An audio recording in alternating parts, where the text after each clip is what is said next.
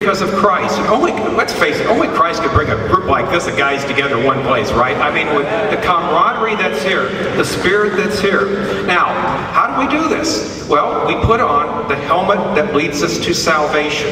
This helmet that not only protects us from the enemy, from what goes in our mind, what goes in our ears, what goes through our eyes, but also to put ourselves with the mind of Jesus Christ. In other words, Paul tells us that we have, as believers, the mind of Christ. And so we can see things as Jesus sees them. We can think along the same thoughts as God.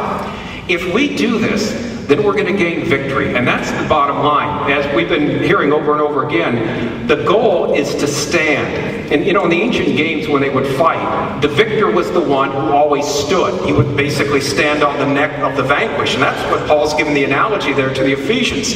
At the end of the day, we want to be standing. We want to be the victors. We want to be standing in victory. And we do everything we can to stand. But how do we do it? We put on the armor of God. And again, it's God's armor we put on. His helmet, His breastplate, His armor. And at the end of the day, the victory can be ours. But it takes effort on our part. We have to choose whom we're going to serve. We have to go out every day and purposely do this. I heard a message once a guy gave, and he said, when I dress myself in the morning, he said, I never think of going out.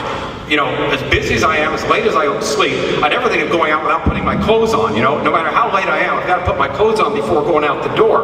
But then he said this, how about if I think every day before I go out the door and put on my physical clothes, I also put on the armor of God. In other words, as I'm putting on my clothes, I'm seeing myself, clothe myself in the righteousness of Christ, putting on that helmet of salvation and fighting the fight.